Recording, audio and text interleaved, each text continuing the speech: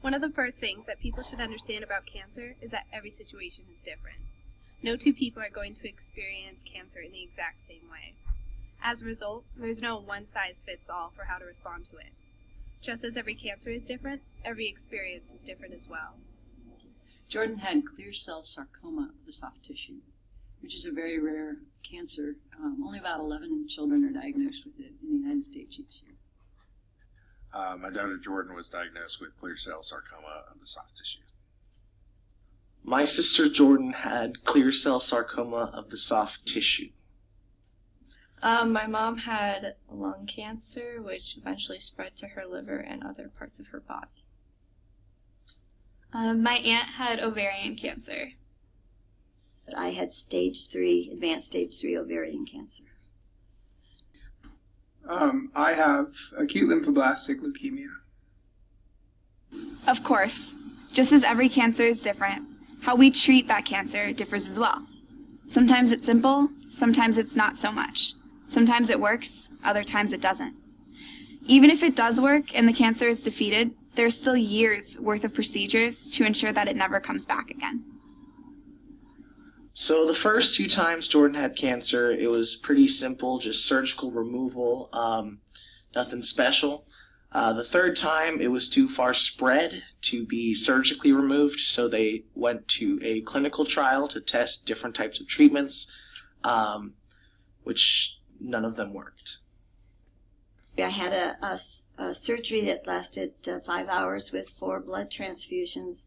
We were going to have to do some chemo, and the chemo was going to last 18 weeks.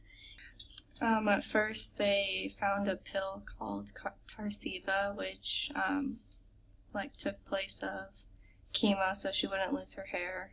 But that worked, and then it didn't work, so she ended up going on chemo.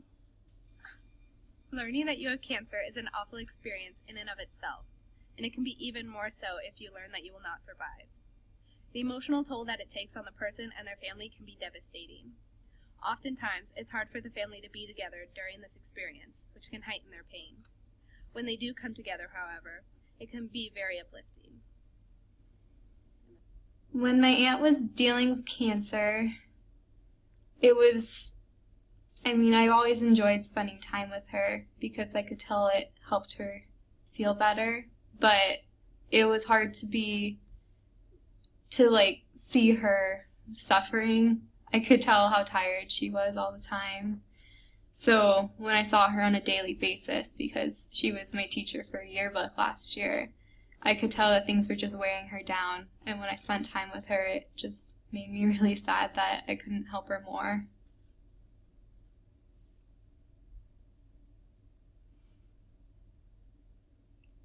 We knew it was coming the last few days. So she died early Monday morning, and that Saturday I was supposed to be going out with my friends. And I thought it would be that night, so I stayed home. And then Sunday morning we had to go to Mass. I was so scared.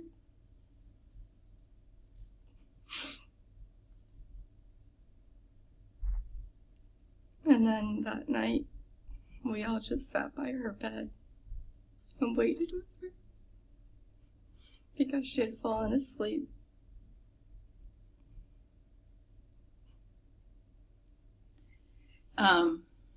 Jordan never wanted to die. She told me that, actually. She didn't want to die. But I think she knew that the cancer was pretty widespread and that the chances were pretty slim. Although there was another patient at MD Anderson who told us once that she had been told by the doctors that she was going to die. And Jordan told me later, she goes, I don't want anybody to ever tell me that I'm going to die. And I said, okay, I get that. And so we never really talked about it, that was probably what was going to happen. But I think she knew, and I think she just really knew that there was some plan in all of it, that she had a lot of courage. Obviously, we were sad. Everybody deals with it in their own way. she was sad. I hated seeing her cry. But I think she knew what was happening, and she did not want people to be sad. She wanted people to, celebrate life. The strength of the community is often what pulls a family through the experience. Oftentimes, the family is showered with gifts of all forms and an excess of support from their friends and community in many different forms. Two things that stick out in my mind is how we got support from the community when we had to go away for the first clinical trial when Jordan was 11 years old. People came out of the woodworks from our church and school and community, people we didn't even know, and were donating hotel rewards points, gift cards for food, things like that. I don't think we ever had to pay for a hotel room. On the last treatment cycle, when she was older, the same thing, people came out of the woodwork and really helped us, support us with living expenses, meals, as much as they can. And then when Jordan came home with hospice, we had basically an army of friends who were nurses and doctors and things like that that would keep watch over her for 24 hours towards the end of her life. We had a lot of help during this time. We had a lot of food sent to us. There was one time that a family sent us a whole Thanksgiving meal while she was in Houston, and we couldn't eat any of it because we didn't have any way to cook it. So that was a little awkward. But, yeah, a lot of transportation help, food, money, all sorts of things. We had a lot of help.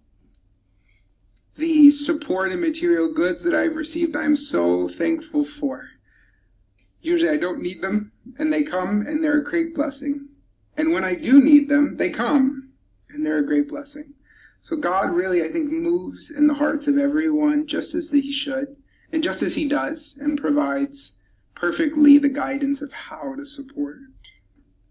I had so much love. I was surrounded by love and prayer and help and understanding and caring. I had so much help, people coming to the hospital, prayers being said, novenas, rosaries, just moral support everywhere. Seton was, I don't know what I would have done without Seton Catholic Prep. They were, every single person I met was wonderful to me and helped.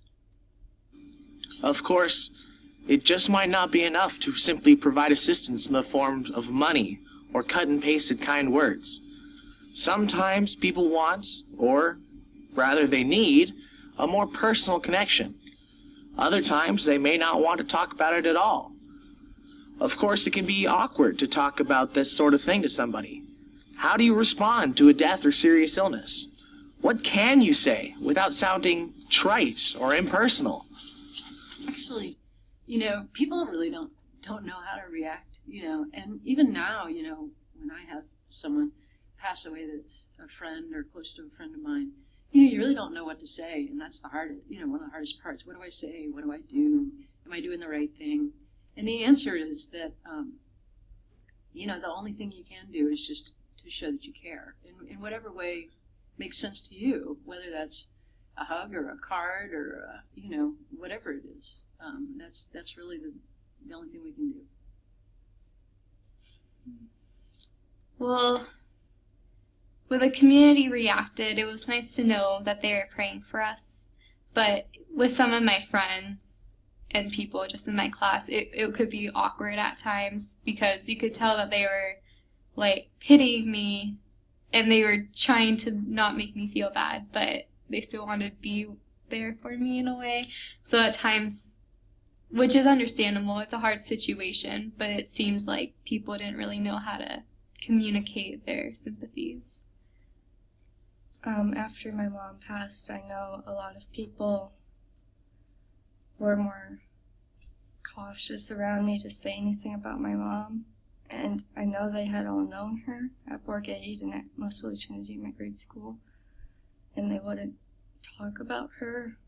And they'd be afraid to bring her up, and I hated that because it wouldn't like make me break down and cry just talking about my mom in like a general conversation, and then they would be so hesitant to bring it up, and people are still like that, but now it's because they don't know her, which is fine. But You know, Jordan had this one right from the beginning. When she was diagnosed, Jordan said, Mom, everybody keeps coming up to me and they've got these sad puppy dog eyes and they say, oh, we're gonna pray for you. You're in my prayers. And she said, it's kind of depressing. And she said, I don't want that to be the way people look at me and think about me. And I said, well, Jordan, if you don't want that, then you have to kind of give them a clue as to what you want them to do. And so she thought about it, and she actually went back to something she had learned during Kairos, which was Mother Teresa's quote, we can't all do great things, but we can do small things with great love. And so she asked everybody we knew, she wrote a note saying, please do kind things. And I think that's, when somebody's not doing well, I think that's what it inspires us to try and do, is just bring more love and care into the world and kind of balance it out. I think that's what I'd like to see if we ever go through it again. And the hair started to fall out. It was rough for me. And so I felt awkward being around other people because I think I've made them feel uncomfortable. So that's when I started wearing the scarves. And so I definitely ran to my scarves for comfort, I guess, safety, because I didn't know. People were wonderful to me, and sometimes I felt guilty that all they did was have to think about me as being sick. When you guys give this documentary and you write this, make people have the sense that they don't have to do anything at all. And that's okay. So if somebody wants that personal approach, how do you accomplish it? Well, the first step is to always ask for their story. They'll tell you about more than just the cancer. They'll tell you about the person and the experience as a whole. And remember, not everything about cancer has to be sad. Sometimes you can find true gems if you just ask. You'd be amazed at what people will tell you. I was diagnosed in a pediatric world, and I think that has been noteworthy of sorts. Kids are amazing and resilient. They will be out in the halls, running around. They'll go into their hospital room. They'll receive their chemo. They will throw up. Then they'll go back outside and run around in the halls. It's amazing. Oh, and I have to tell you, I had one of the most wonderful experiences in my whole life was the pep rally at homecoming, when I was asked to speak about donating blood for the blood drive. And I'd been trying to decide, should I get rid of the scarves and start wearing this short hair now, or should I wait till after Christmas? What should I do? And I felt like maybe the Lord was saying, I think it's time now, let's give it up. So I decided that day to take the scarf off. And when the students reacted so incredibly supportively, I just really, it will be a day that will always be so special to me because of the love you all showed. Cancer can have a big impact on your life. It can make you reevaluate what you hold dear, change the way you live, or make you want to give back for what was given to you. As we mentioned earlier, each experience is different. What you take away from it is unique as well. Times can be really hard, and we all know that. But sometimes, the thing that's just going to get you through the day is just to remember that the love you guys have for each other, and that, things will get better in some sort of way in the future. So you just got to keep hope and hope that the best will come. And I think for all of us, the way she fought cancer inspired us to want to make more out of our lives and really make her proud of us. So I think it at least for me, it created a desire to want to make the world better. I don't know that you ever get over it, but the smiles come a lot more, and they last a lot longer before the tears come.